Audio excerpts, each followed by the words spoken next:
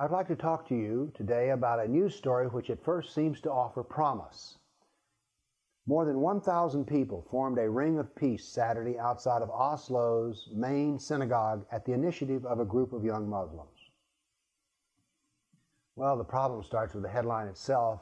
There were 50 Muslims who showed up, and there weren't 1,000 people there altogether at all.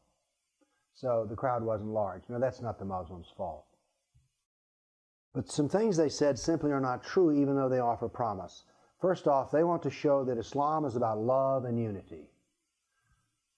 Well, it sounds very nice. As a matter of fact, what could sound nicer? But the problem is Islam is not about unity. Islam is about dividing the world into the believer and the kafir. And the kafir isn't loved. Allah hates kafirs. Quran says so. Muslims are commanded to hate kafirs. So kafirs are not loved, and they're part of the disunity of the world according to Islam. We want to demonstrate that Jews and Muslims do not hate each other. Well, that may be, but it has nothing to do with the fact that the doctrine of Islam is filled with Jew hatred. As a matter of fact, when Muhammad moved to Medina, it was about half Jewish with 3 tribes. About 3 years later, they were all gone. The Jews were murdered and exiled and enslaved. So Muhammad didn't like Jews at all. And as a matter of fact, a large percentage of the Quran written in Medina is filled with Jew hatred. So Muslims may not hate the Jews, but Islam does. We do not want individuals to define what Islam is for the rest of us. Well, these individuals they're referring to are jihadists, in particular probably the jihadists that killed some Jews the week before. You see, here's the deal. No one defines what Islam is. Muhammad and Allah define what Islam is. This is not some convention where they can all vote on the Constitution of Islam and change anything. Islam is predefined by Allah in the Quran and Muhammad in the Sunnah. There are many more peacemongers than warmongers. True, perhaps, but so what?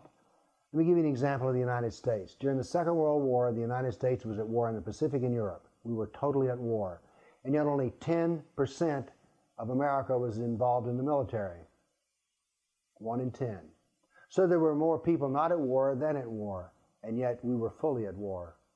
This is the reason that jihad is not an individual obligation. It's just that the ummah, the group, the community of Muslims has to furnish all the jihad that's needed, but it's not an individual obligation. Now what this article seems to promise is like, oh, there's nice, peaceful young Muslims. They're going to form a nice, peaceful Islam, so we can ignore all of these evil things that we hear with jihad and relax, because the young amongst Muslims are going to create a wonderful thing.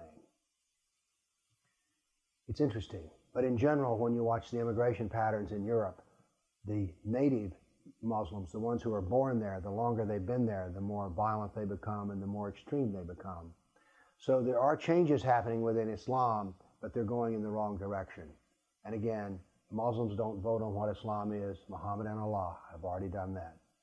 So here we see another example of something that seems to be heartwarming, but in truth may promise something but delivers absolutely nothing. Thank you.